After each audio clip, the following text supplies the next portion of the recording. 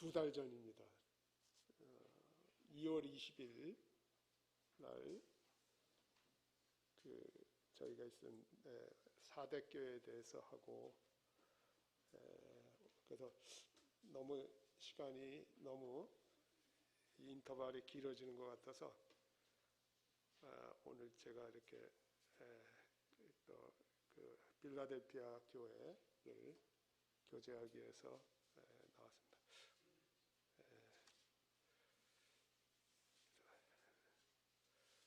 앞으로 이제 라오디게아 교회 하고 그러면은 이제, 그리고 이제 결론을 드리면은 이 교회사 좀 어떻게 보면 상당히 지루하고 좀 무미건조한 그런 내용도 있고, 근데 저희 마지막 때 저희 모임, 특별히 저희 모임의 정체성, 또 주님께서 저희 모임을 어떻게 일으키셨는지, 그런 은혜로운 역사의 배경, 이런 것들을 통해서 마지막 때 저희 일산 모임이 어떠한 믿음으로 이 마지막 때를 나아가며, 또 젊은 형제님들이 이러한 교회사를 통한 교훈을 가지고 좀 믿음의 유익이 되고 그랬으면 좋겠습니다.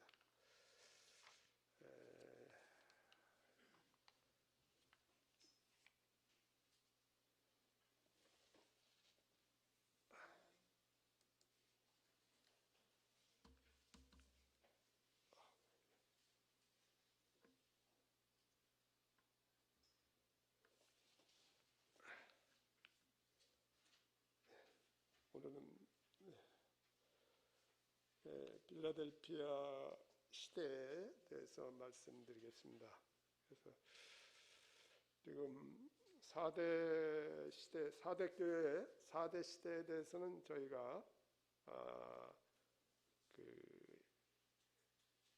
종교개혁 이후로부터 오늘 이제 대부흥까지 있었던, 그래서 이 종교개혁 이후에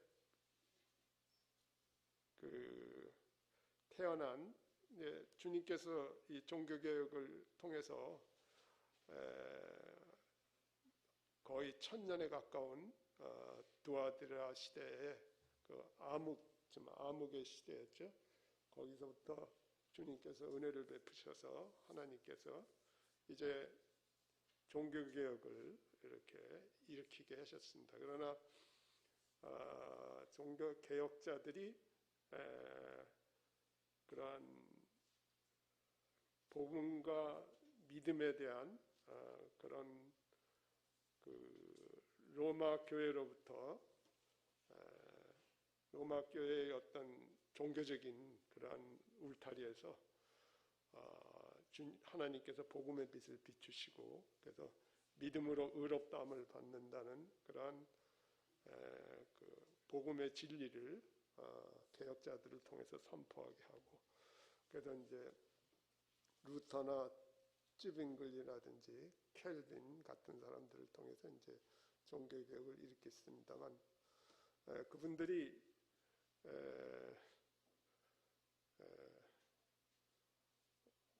이 로마 카톨릭이라는 아주 뿌리까지 썩어 있는 그러한 체제로부터 완전히 그걸 개혁을 한 것이 아니고, 반쪽 근원은 뿌리는 로마 카톨릭의 뿌리를 두고, 그래서 반쪽 개혁을 했기 때문에 하나님께서 그런 것들에 대해서 책망을 하시고, 결국 그러한 종교개혁은 처음에는 굉장히 역사에 굉장히 어떤 여명을 비추는 그런 교회사의 새로운 빛을 비추는 거로 시작됐지만, 결국은 이제 그러한 어떤 그런 반쪽 개혁으로 인해서 여러 가지 로마 교회 것들을 답습하고 이러는 가운데 결국은 껍데기는 좀 뭐 개혁에 좀 저기가 있습니다만 속은 크게 이렇게 크게 그 근원적인 개혁을 하지 못하고 그러므로 인해서 하나님께서 주님께서 사대교회에 대해서 너희가 살아있다고 하지만 살아있는 자라고 하지만 너희는 죽은 자로다 이런 말씀을 듣게 됩니다. 그러나 이제 그래서 이러한 그 종교개혁이 이제 어떤 이러한 그 계속적으로 완전히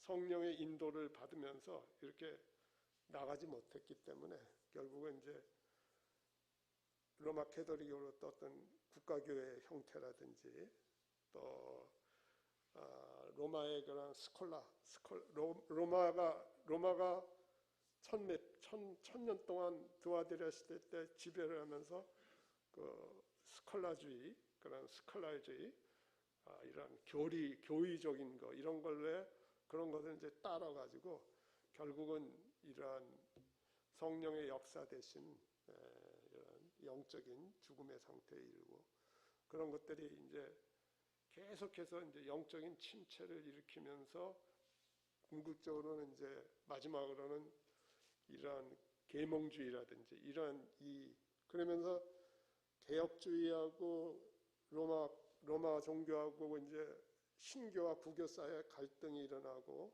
그러면서 종교 전쟁이 수십 년에 걸쳐는 종교 전쟁이 일어나고 그런 것으로부터 이제 염증을 느끼고 사람들이 이제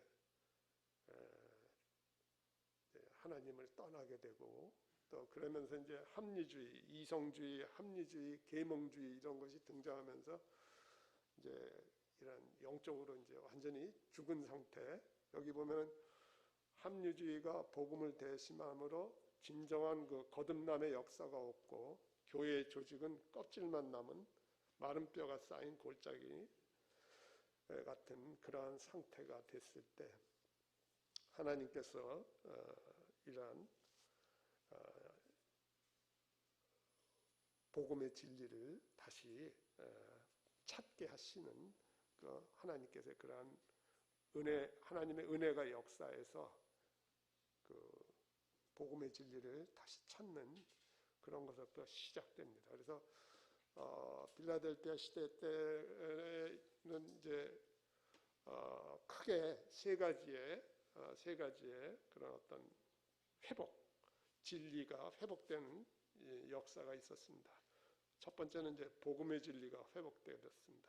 그래서 그러한 그 몇몇 그런 영적인 지도자들을 통해서 복음이 선포되고 그래서 많은 회심과 구원의 역사가 일어나고 그러면서 그 선교 많은 이제 세계 각국으로 이제 선교 사역이 활발하게 일어나게 됩니다. 또 하나는 교회 진리가 다시 회복돼서 이 성경에 기초하는 그런 신약교의 원리 그래서 초대교회 때의 단순한 그런 하나님의 가르침에 따라서 세워졌던 그런 단순한 모임 그리고 순결한 그런 모임으로 돌아가려는 운동이 전 세계적으로 정말 일어납니다. 정말 아주 그 불가사의하게 일어나고 또 이 로마 카톨릭의 그 두아디라 시대뿐만이 아니라 4대 시대, 4대 교회 때도 대부분의 그런 교파를 양상한 4대 시대에도 종말론이 무천년주의에 근거한 그러한 종말론이었습니다. 그래서 초세기 때 그 전천년주의가 이 로마 카톨릭이 등장하면서 전천년주의가 이제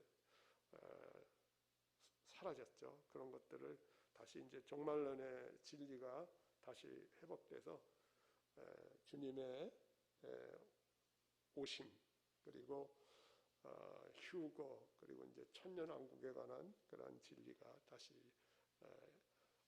주님께서 은혜를 베푸셔서 그러한 이런 주님께서 쓰시는 이런 훌륭한 분들을 통해서 이런 것들이 회복되는, 크게 일어난 세 가지 역사가 빌라델피아에서 빌라델피아 시대에 이 세 가지 역사가 일어나는 것을 우리가 볼 수 있습니다. 그래서 계시록 3장 8절을 한번 보겠습니다. 계시록 3장 8절을 보시면은 계시록 3장 8절을 보시기 바랍니다.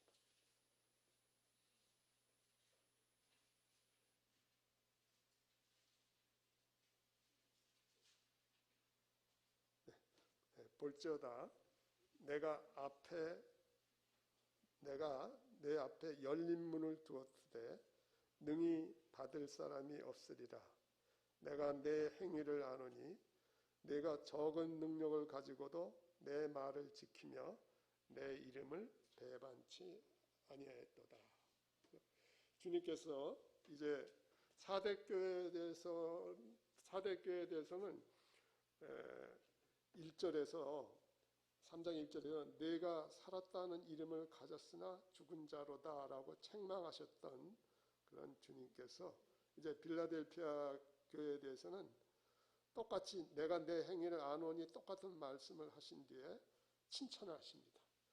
내가 적은 능력을 가지고도 내 말을 지키며 내 이름을 배반치 아니하였도다. 그래서 왜냐하면 그래서 하나님께서 주님께서 내 앞에 열린 문을 두었다. 이 열린 문이라는 것이 뭡니까? 복음을 전하는 기회를, 복음의 진리를 전하는 기회를 주님께서 열어주셨다는 거죠. 그래서 이 복음이 선포되는 그러한 기회가 마음껏 선포될 수 있는 기회를 주님께서 열어주셨습니다. 그래서 이 문은 누구도 닫을 수 없는 문이죠. 열린 문, 열려진 채로 그대로 있는 문이죠. 그래서 아무도 닫지 못하는 문.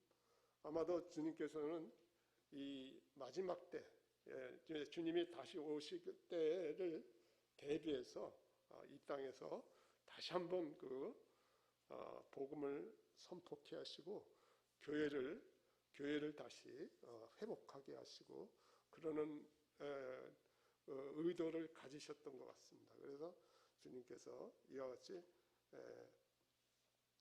선교의 문을 이렇게 열어 놓으셨습니다. 그래서 실제적으로 영국에서는 여기 보시면 영국에서는 영국과 미국에서 대부흥이 일어납니다. 그래서 이 영국의 경우에는 존 웨슬리라든지 찰스 웨슬리 그리고 조지 휘필드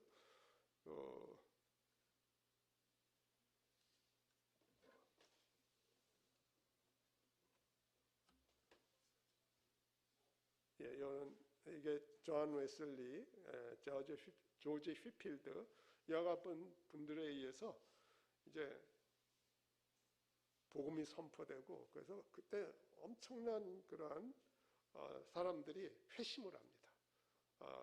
그때 강력하게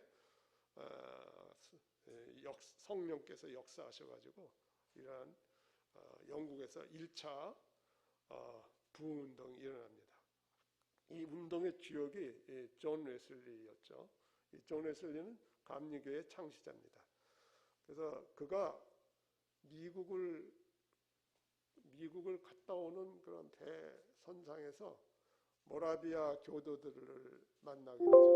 그래서 모라비아 교도들과의 그런 교제를 통해서 모라비아 교도들의 그런 신앙을 통해서 진정으로 회심을 하게 됩니다. 그러니까 이 웨슬리가 목사의 안수도 받은 사람인데, 그러면서 목사의 안수를 받고 사역을 했지만 그는 거듭나지 않은 상태에서 그런 사역을 했었죠. 그러다가 이 배에서 모라베아 교도들을 만나고 거기서 진정으로 회심을 한 후에 이제 하나님께서 강력하게 이 웨슬리를 통해서 영국의 부흥 운동을 일으킵니다. 그래서 그리고 또 그래서 이 사람 존 웨슬리를 통해서 감리교가 생기게 되는데, 많은 사람들이 회심하고 그리스도인이 되고, 초기에는 이분들이 굉장히 이제 성경적인 지역교회의 그런 형태로 모였습니다. 그러나 그러니까 순수하게 복음을 깨닫고 순수하게 이제 모였겠죠. 모였으면, 그러면 모인 상태에서 성경을 상고하면서 하나님께서 성경 안에 계시하신 그런 교회의 어떤 양식, 이런 것들을 살펴보면서 그 말씀에 따라서 모였으면 좋았는데, 그러한 교회 진리를 깨닫지 못하고 그냥 그 영국 국교회에 마치 그 개혁주의자들이 캐더릭에서 개혁하면서 어떤 캐더릭의 것들을 많이 그대로 답습했듯이, 감리교도 영국 국교회에 감독제를 도입하고 영국 국교회의 무슨 헌법 이런 거에 기초해서 감리교를 이렇게 창시하는 그랬습니다. 그래서 더 이상 하나님께서 기뻐하시는 그런 신약교회의 저기로는 접근하지는 못했습니다. 참 그런 얘기였습니다. 미국에서도 대각성 운동이 일어났어요. 왜냐하면 미국의 그 1세대, 영국의 청교도들이 메이플라워를 타고 이제 신대륙 미국으로 가서 거기에 이제 플리머스라는 그 지역에서 도착해서 인디안들의 도움을 받아서 정착을 하게 되죠. 그것이 어디냐면 보스턴에서 조금 남쪽으로 내려오면 거기 메이플라워가 거기 도착했죠. 그래서 인디안들의 아마 도움이 없었으면 그 사람들 아마 거기서 생존하지 못했을 것입니다. 인디안들의 도움을 받아서, 그래서 1세대들은 정말 오늘의 미국은 이야말로 이 청교도들이 믿음으로 세운 나라입니다. 그런데 이제 2세대들이 태어나면서부터 그런 거 있잖아요. 1세대들이 가졌던 그런 신앙적인 열망, 저기 국교, 영국의 국교라든지 이런 카톨릭의 핍박에서 마음껏 신앙의 자유를 누리면서 살고자 하는 그런 열망을 가지고 메이플라워를 타고 오면서 한 3분의 1이 죽죠. 제가 그 메이플라워도 한번 들어가 봤습니다. 이제 플리머스라는 지역, 플리머스에 이제 플리머스 플랜테이션이라고 하고, 거기에 그러니까 그 어떤 옛날 그 당시에 그대로 있고, 거기에서 사는 사람들이 그 당시의 언어를 쓰고 그 당시 상황으로 생활을 합니다. 그래서 방문하는 사람들이 그 당시 그 메이플라워가 도착하고 그때 개척할 때 당시의 상황을 접하게 되죠. 그래서 저도 이제 플리머스 플랜테이션이라는 그런 일종의 민속촌 같은 거죠. 그죠? 그래서 거기서 이제 그분들한테 막 질문도 하고 너들 성경 못 썼냐 그러면 그 사람들은 마치 그때의 그 생활 그대로를 이렇게 표현을 합니다. 모든 거를. 그런데 하여튼 굉장히 경건했고 굉장히 그분들이 살았던 걸 보면은 그 당시 그 민속촌을 보면은 정말 열악했습니다. 정말 열악하더라고요. 어떻게 여기서 이렇게 살았나 싶을 정도로 그런 열악한 환경 가운데서 오직 신앙으로 아메리카 대륙을 건설했는데, 그런데 2세대들이 이제 그런 데서 이제 식어가니까 이때 이제 이 미국 사회 전체에 대해서 이런 부흥, 이런 신앙적인 열망을 구하는 그런 부흥과 각성이 일어나고, 그때 이제 주요 인물이 이제 조나단 에드워드, 조지 휘필드 자주 들으시죠. 네, 이분들에 의해서 많은 부흥이 일어납니다. 그래서 이 부흥이 미국 독립전쟁에 영향을 줘서 미국 독립에 기여하게 됩니다. 그리고 이제 2차 부흥운동이 미국과 영국에서 몇십 년 후에 또 일어나는데, 미국에서는 이제 찰스 피니와 무디를 중심으로 해서, 그리고 영국에서는 이제 유명한 것 스펄전을 통해서 부흥이 일어납니다. 그리고 여기 지금 주님께서 내가 열린 문을 두었다 너희 앞에 한 그런 선교의 문을 주님께서 열어주시죠. 그래서 이러한 1차, 2차 부흥운동의 열매로 인해서 참된 회심을 한 그런 많은 그런 영향이 땅끝까지 복음을 전하고자 하는 그런 선교에 대한 열망을 불러일으키고, 그래서 이 당시에 윌리엄 캐리 인도로 이렇게 가고, 또 버마에는 저드슨, 중국에는 유명한 내지 선교의 허드슨 테일러, 로버트 모리슨, 그리고 아프리카에는 리빙스턴 같은 분들, 이분들의 그런 선교에 대한 그 기록을 보시면요, 정말 눈물 나는 기록들입니다. 이분들이 정말 그런 고난의 삶을 살았습니다. 이 저드슨 같은 분 보면 정말 거의 뭐 순교한 거죠. 순교나 다름없는 그런 정말 고난의 그런 삶을 살고, 윌리엄 캐리도 마찬가지입니다. 그래서 이러한 인도나 버마, 중국, 아프리카 이런데 이제 복음이 선포되는 그런 저희가 가졌습니다.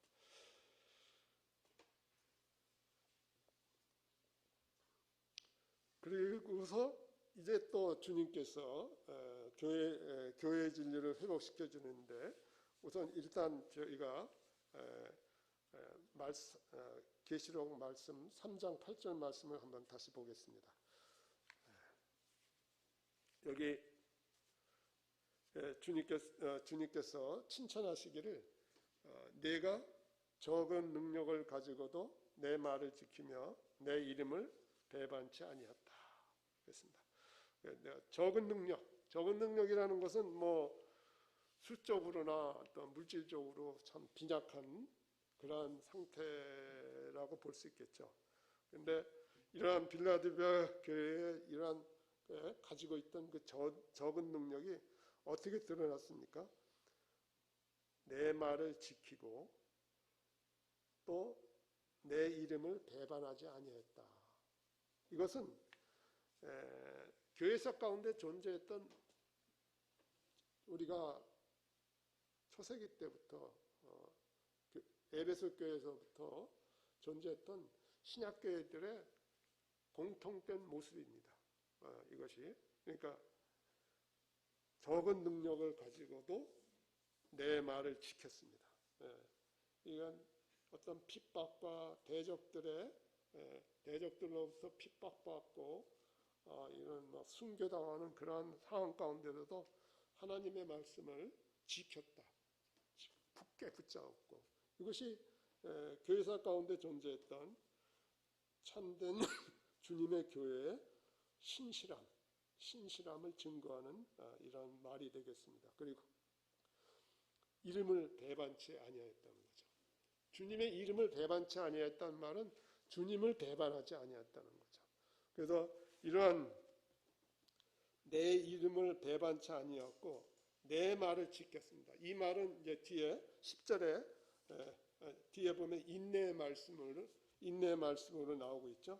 그리고 내 이름을 배반치 아니한 것에 대한 것의 보상으로 12절에 주님께서 이기는 자들에게 세 가지 이름을 기록하시는 것을 보게 됩니다. 그래서 항상 이 빌라델피아 교회가 항상 참된 신약교회는 세상으로부터 공격을 받게 되어 있습니다. 세상은 주님을 공격하고 십자가를 부인하고 그리고 믿는 이들을 공격하게 되어 있습니다. 그러나 그러한 가운데서 이들이 말씀을 굳게 붙잡고 주님의 인내의 말씀을 굳게 붙잡고 그랬습니다. 그랬을 때 주님께서 뭐를 약속하냐면 교회의 승리에 대해서 약속을 하시는데 9절을 보십시오. 보라, 사탄의 회 곧 자칭 유대인이라 하나 그렇지 않고 거짓말하는 자들 중에서 몇을 내게 주어 저희로 와서 네 발 앞에 절하게 하고 내가 너를 사랑하는 줄을 알게 하리라. 이 빌라델피아 이런 신약교회, 참 신약교회의 그런 신실한 증거로에 대해서 주님께서 그러한 신약교회에 대해서 세 가지를 약속하셨는데 하나는 뭐냐면 대적자들이 그 교회로 빌라델피아 교회로 나와서 내 발 앞에 절을 한다고 그랬지 않습니까? 그러니까 이게 대적자들 중에 일부가 몇을 여기 보면 9절에 몇을 내게 주어라는 거죠. 그러니까 대적자들 가운데 이런 참된 교회의 이런 신실한 증거가 결국은 대적자들 가운데 일부 무리들로 하여금 직접 그들로 나와서 네 발 앞에 절한다는 건 뭡니까? 교회 앞에 교회 성도들 앞에서 하나님을 향해서 경배를 드리는 거죠. 너는 내가 너를 사랑하는 줄을 알게 하리라. 그래서 이러한 신약교회의 그런 신실한 증거로 인해서 우리 주님이 이러한 교회를 사랑하는 것을 교회가 그리스도의 신부인 것을 알게 해주시겠다고 이렇게 약속을 하게 됐습니다. 주님께서 마태복음 16장 18절에서 음부의 권세가 이기지 못하리라는 말씀을 하셨습니다. 그래서 주님께서는 이러한 신실한 교회의 증거를 통해서 그러한 대적자들로 하여금 그들 앞에 나와서 그들 앞에 절하면서 하나님께 경배드리고 그리고 참으로 진실로 주님께서 그분의 신부인 교회를 사랑하는 것을 알게끔 이렇게 하게 됩니다.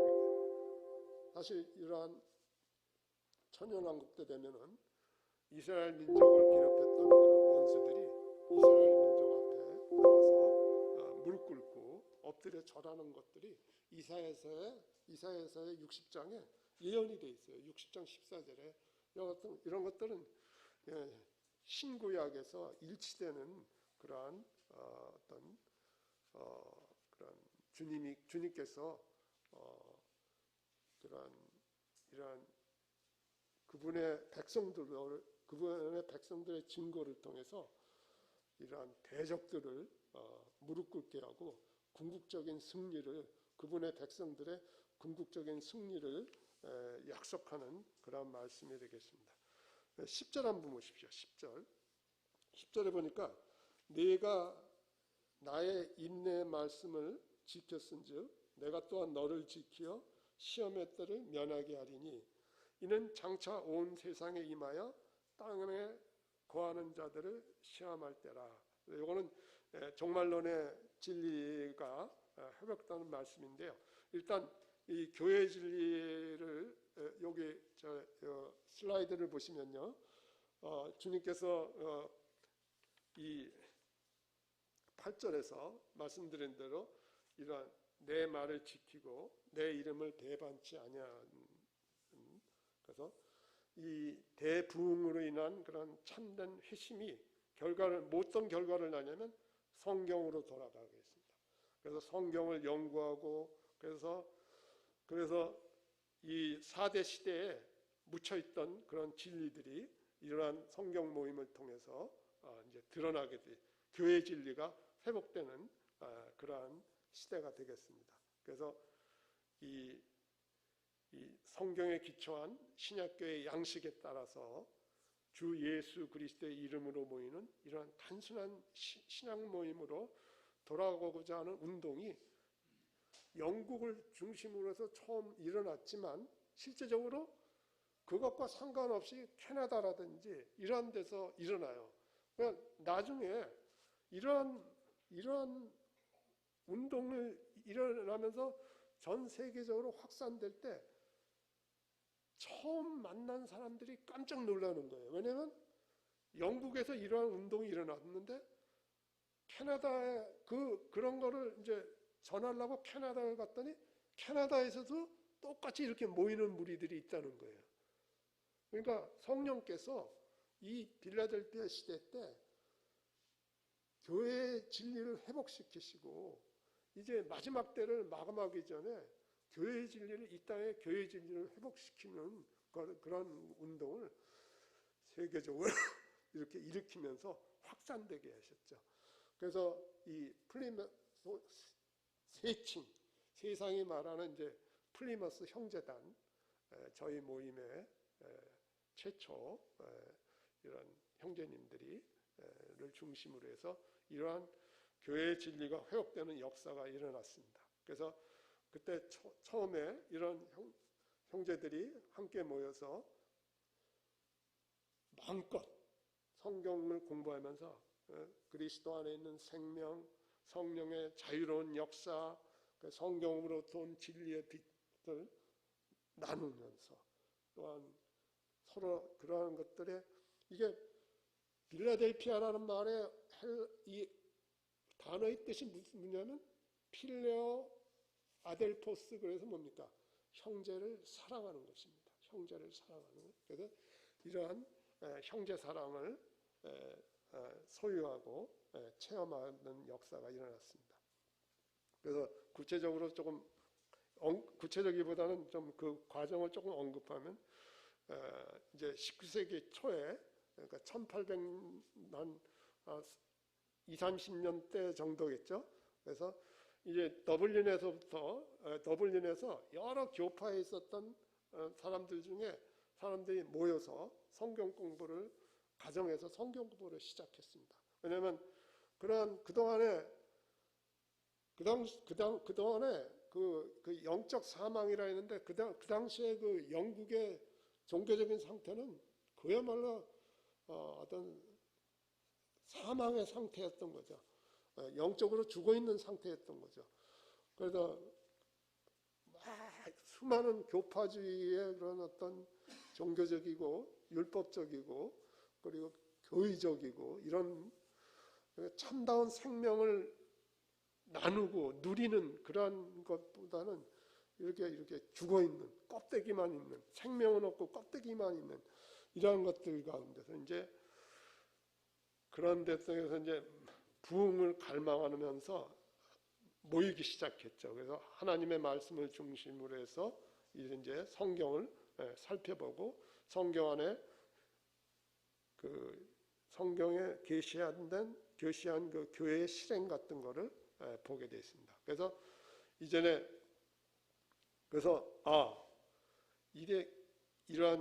이런 교파라는 것이 이러한 신약교회 안에 그리스도인들에게 주신, 하나님께서 거듭났을 때 은사들을 주시고 그리스도를 중심으로 모이면서 은사들을 마음껏 발휘하고 이러한 것들을 일반 교파교회의 성직자 체제라는 것들은 이런 그리스도인들의 지역교회의 한 지체가 갖는 그런 신분과 특권을 제한하지 않습니까? 모든 그리스도인들은 거듭나면 제사장이 됩니다. 그런 것들을 교파에서도 다 압니다. 그러면 이 제사장, 모든 믿는 이가 제사장이고 은사를 가지고 있다는 것이 실제적으로 어떻게 증거가 되느냐 이거죠. 교회의 실행을 통해서. 교회는 살아계신 하나님을 증거하는 것입니다. 저번에도 말씀드렸지만 그리스도의 몸, 그리스도의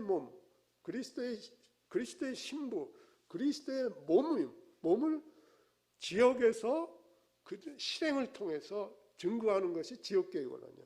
그러기 위해서 주님께서 그 성도들을 거듭나게 했을 때 은사를 주시고 모든 믿는 이가 제사장의 특권을 가지고 주님을 교회의 머리 대신 주님을 섬길 수 있는 그런 능력을 주시고 또 성령께서 그 안에서 역사하시고 그런데 이러한 교파적인 조직체라든지 이런 것들이 이러한 교제, 성령 안에서의 이러한 자유로운 교제, 이런 특권들을 행사하는 것을 제한하지 않습니까? 그러니까 여기 이제 이 모였던 분들이 이거 교파에 계속 있으면은 이건 교파에 계속 있는 것은 이 성경적인 실행을 위해서 이런 것은 합당치 않다.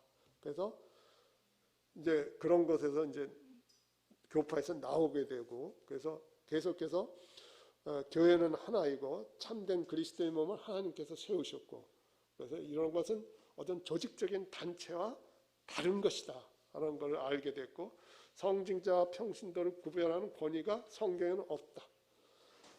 그리고 모든 사역이나 교회 안에 선포되는 모든 말씀을 누가 세울 것인가는 성령님께서 인도하시고 성령님의 특권이다. 성령님의 주권적인 거라서 성령님께서 어떤 지체나 형제들을 이끌어서 그 형제들을 통해서 선포케 하시고 사역을 하게 하신다는 것, 그런 것들을 성경이 증거하는 것들을 이제 연구하면서 알게 되는 거죠. 그래서 그리고 장로교처럼 칼빈의 이름으로 모이고 감리교처럼 존 웨슬리의 이름으로 모이고 무슨 그런 것이 아니고 교회는 그리스도의 이름으로 주님의 이름으로 함께 모여서 만찬을 통해서 주님을 기억하고 하나님께 예배드리는 거구나. 이런 것들을 이제 성경을 연구하면서 이제 알게 된 거죠. 그리고 성경은 모든 신자들이 제사장입니다. 그랬기 때문에 그들을 위해서 한 사람이 그들을 대표해서 집전하는 그런 목사가 필요 없다는 것. 성경에는 그런 것들이 계시되어 있지 않다는 것이죠.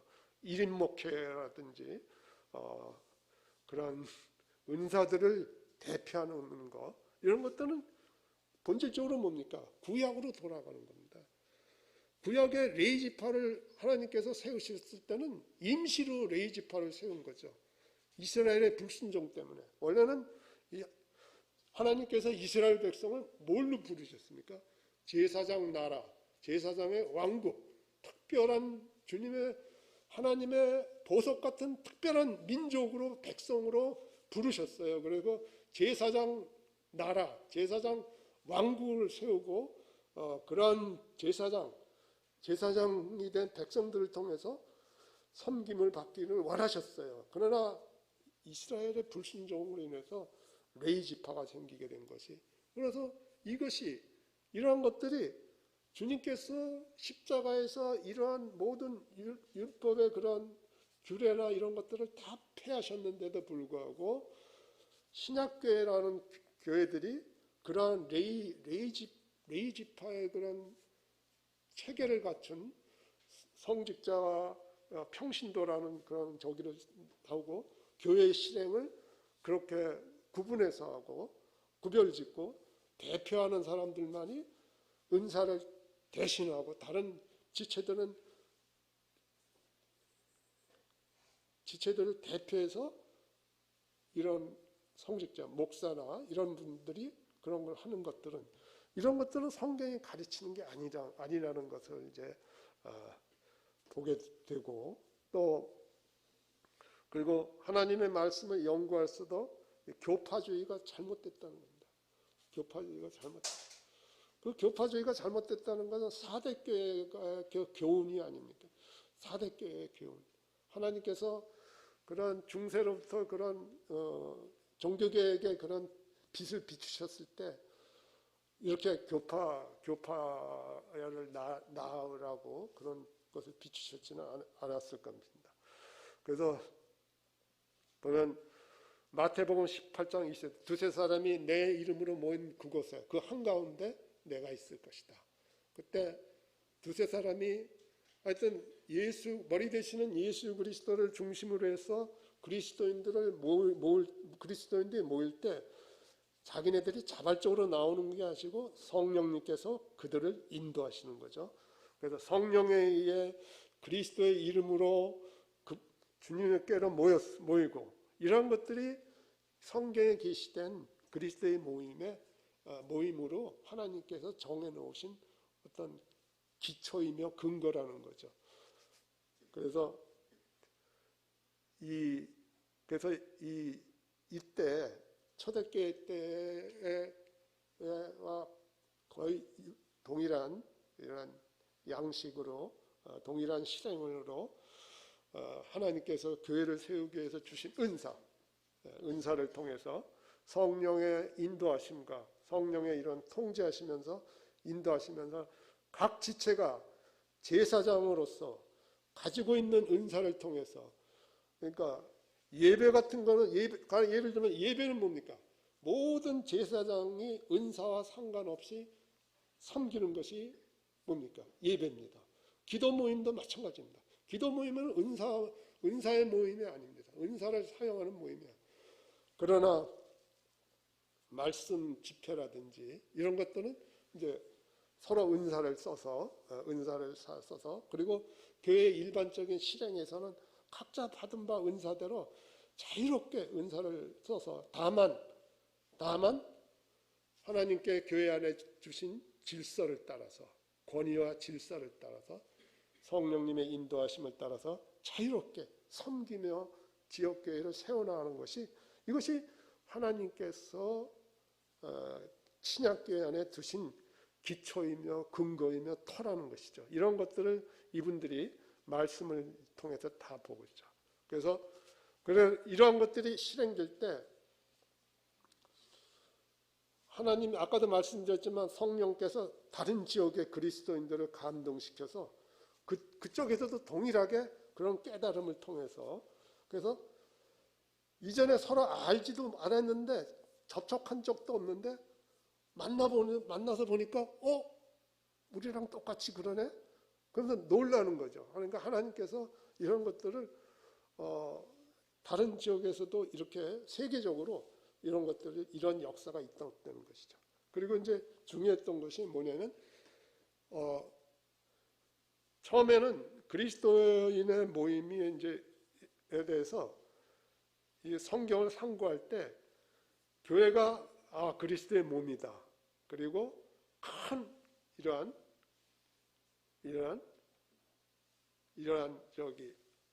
영적으로 한 몸이다라는 것만 처음에는 봤어요. 그 이제 우주적인 교회에 대한 진리를 본 거죠. 그러나 이제 지역교회에 대한 진리는 나중에 보게 됩니다. 지역교회에 대한 진리는 나중에 보죠. 그래서 더 나아가서 두세 사람이 그리스도의 이름으로 그분을 중심으로 모이는 것이 성경이 제시하는 본래의 양식이고 그들의 한가운데 임재하시는 주님을 의지해서 그분의 권위로 그리스도의 권위로 내는 것은 내고 푸는 것은 푸는 것.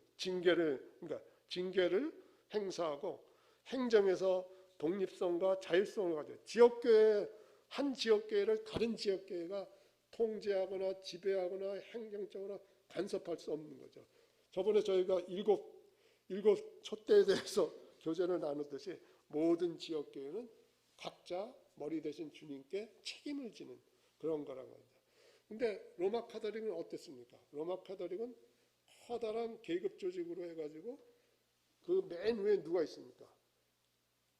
그리스도의 지상 대리자인 교황 밑에 대추기경 이러한 조직으로 되어 있고 맨 아래는 뭐가 있습니까? 지역 교회가 있고 성당이 있고 그 성당을 더 넓게 그런 여러 성당을 다스리는 또 교구가 있고 그 교구에 또 대교구가 있고 거기에 주교가 있고 뭐 이런 식으로 되어 있는 거 이런 것들은 성경에 계시하는 지역교회의 양식이 아니라는 거죠. 이런 것들은 그런 것들을 이제 보게 됐죠. 근데 이때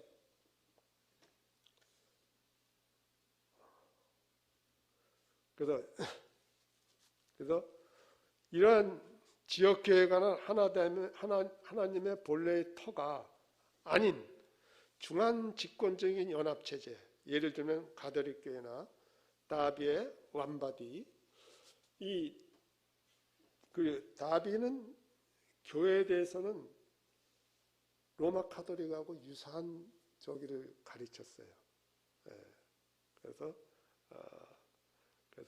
이러한 것들은 성경에 계시된 것이 아닙니다. 왜냐하면 예를 들면 그래서 아까 우주적인 교회에 대한 진리와 지역교회에 대한 진리를 이제 깨닫게 됐는데 그 사이에 어떤 그 슬프고 아픈 역사가 있었습니다. 그건 뭐냐면은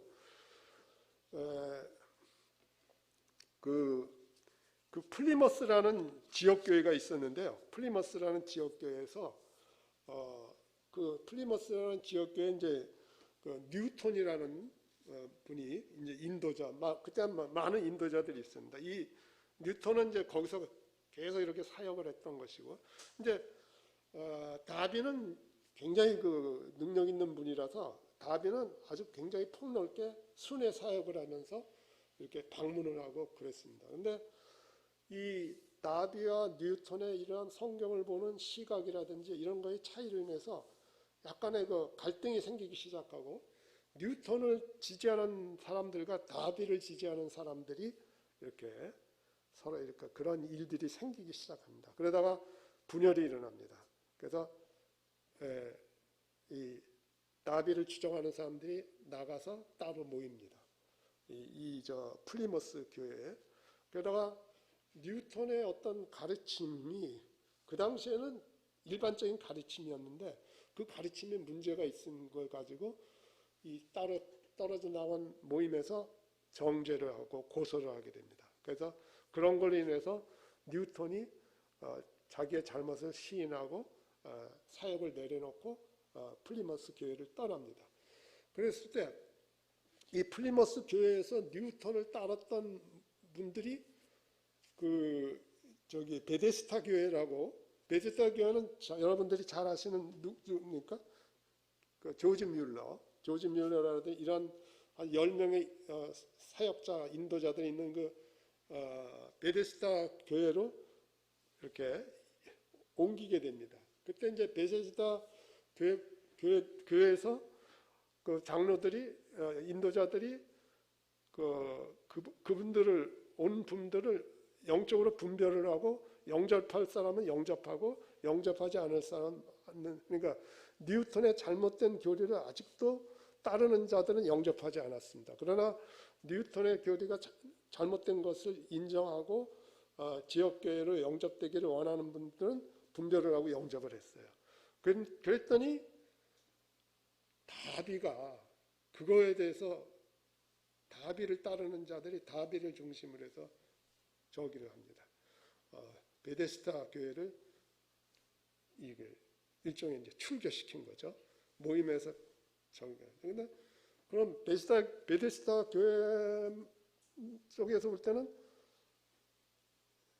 왜냐면 다비는 뭘 가지고 있었냐면, 교회로는 어떤 교회를 가지고 있었냐면 우주적인 몸의 그 카톨릭과 유사한 그런 걸 가지고 있었어요. 그래서 여러 지역교회가 있으면 거기에 중심적인 지역교회가 그것을 총괄하는 책임을 지고, 다른 지역교회들은 이 중심적인 지역교회의 가르침을 무조건 따르도록 하는 그런 가르침을, 다비의 가르침은 그거였어요. 그게 완바디라는 그런 가르침이죠.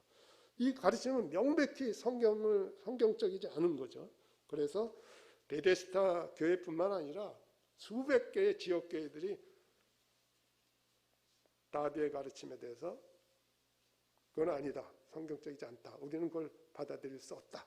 그리고서 그때 이제 그 다비의 교회론을 따르는 자들이 소위 말하는 이제 뭡니까?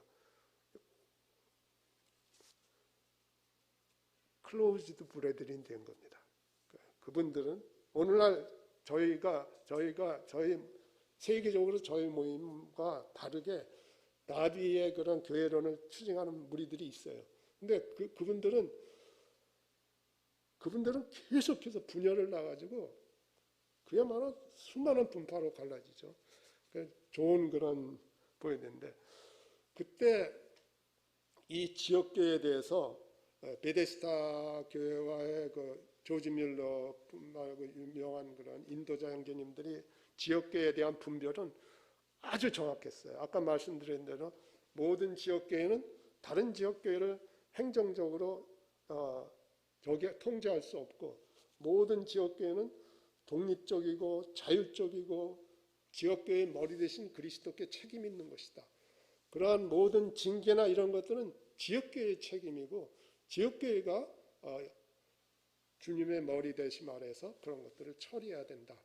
그런 것이 지역교회다 라는 그런 저기를 분별을 했는데, 그 분별이 가장 성경적인 이제 분별이었기 때문에 이런 것들에 의해서 그 분별은 초대교회 때부터 모든 지역교회들이 그러한 분별을 가지고 신약교회들이 이어져 왔거든요. 저번에 제가 말씀드린 노바티안, 도나티우스, 몬타니우스, 노바티안, 도나티우스 이런 무리들, 왈도파, 바울파, 보고밀파 이런 분들이 전부 지역교회에 대해서는 그러한 저기를 가지고 있었거든요. 이것이 교회사 가운데 존재했던 신약교회들의 공통된 지역교회에 대한, 쥐고 있던 지역교회에 대한 진리였어요. 하여튼 이런 것들이 이 4대 교회와 두아디라 교회와 4대 교회를 통해서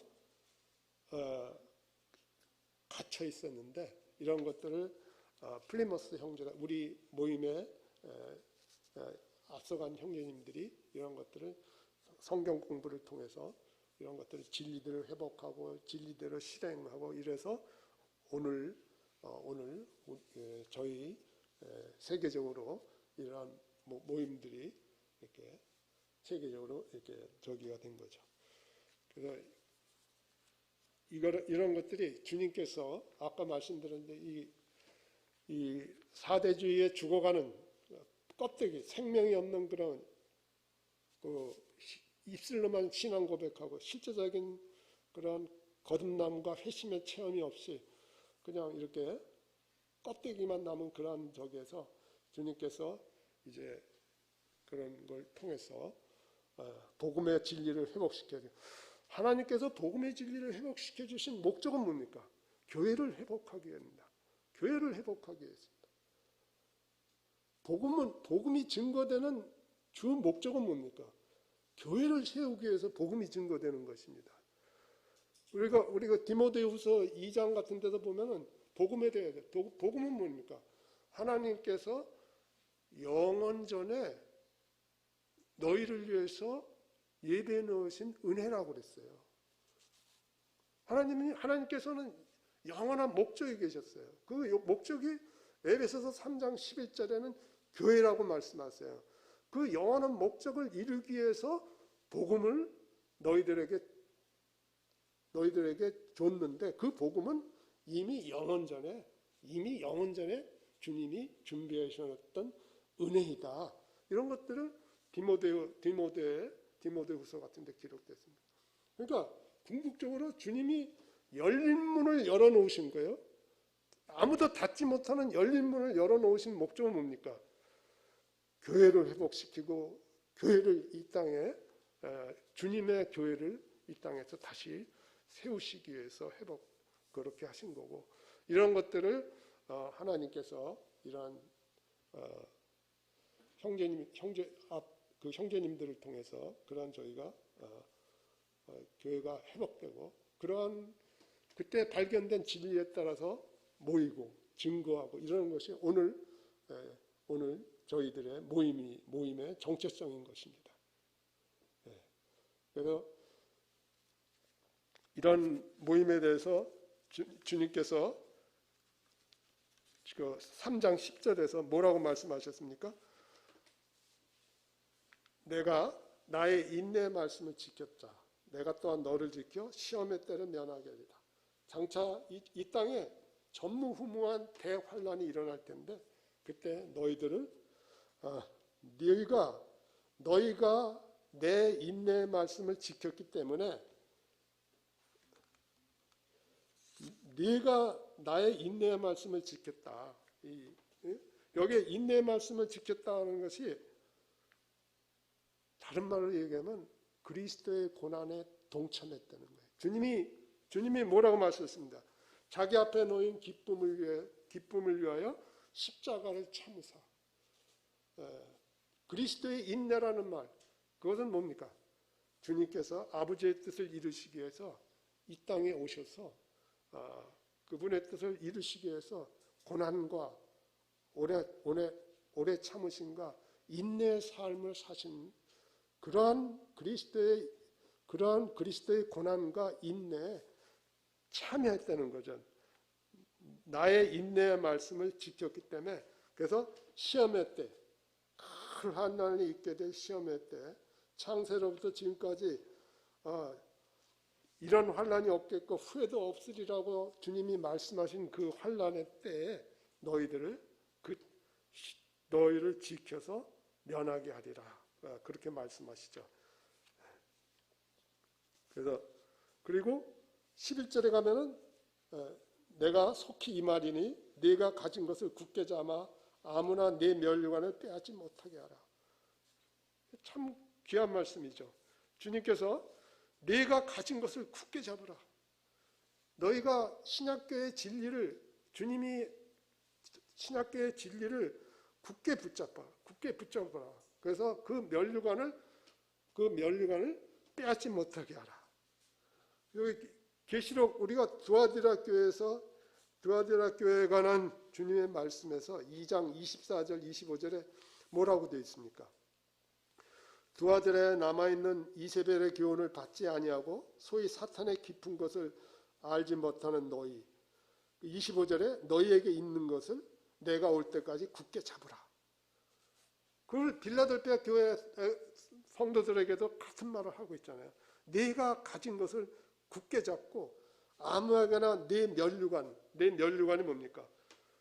이 면류관이 딴 게 아닙니다. 무슨 보상으로 주는 그런 거라고 생각하지 마시고요. 이 면류관은 하나님께서 성경 안에 계시하신 그런 신약교회에 관한 그 진리들을 단체적인 실행을 통해서 지역교회들이 계속해서 그렇게 그 주님의 그 말씀대로 순종하면서 지역교회를 세워나가는 것, 그것을 말하는 것입니다. 그 면류관을 빼앗기지 말라. 그걸 말씀하고 계신 거예요. 이것은 무슨 보상 그런 말이 아닙니다. 이 말은 네가 가지고 있는 것, 두아디라 교회 때 이기는 자들이 가지고 있던 것, 초대교회에서부터 주님께서 가르쳐주신 사도들이 가르쳐준 대로 뭡니까? 사도행전 2장 42절 42절 사도들의 가르침 대로 또 교제하고 떡을 떼고 기도에 힘쓰고 계속해서 흔들리지 않고 이러한 것들이 바로 네가 가지고 있는 것입니다. 그것이 면류관입니다. 그 면류관을 빼앗지 못하게 하라. 그럴 때 12절에 보면 하나님께서 신약교회 성도들에게 하늘의 보상을 주시는데 성전의 기둥이 되게 하실 것이다. 그러니까 새 예루살렘 성전에서 영원히 하나님께 경배드리는 그러한 특권을 가지고 될 것이다. 그가 결코 다시 나가지 아니할 것이다. 너희가 이 땅에서는 핍박과 고난 가운데 광야에서 순례하는 교회들이었지만 이제 그날에는 새 예루살렘 성에서 영원히 그 안에서 영원히 하나님께 경배드리고 그때 주님께서 하나님의 이름을 또 하나는 새 예루살렘의 이름을 그리고 3절에 나의 새 이름을 그 위에 기록하리라. 하나님께서 약속하셨어요. 이러한 자들 면류관을 굳게 붙들고 이러한 진리들을 굳게 지키면서 이 땅에서 신약 교회의 증거를 가진 자들은 세 가지를 약속하셔요. 주님께서 이제 장차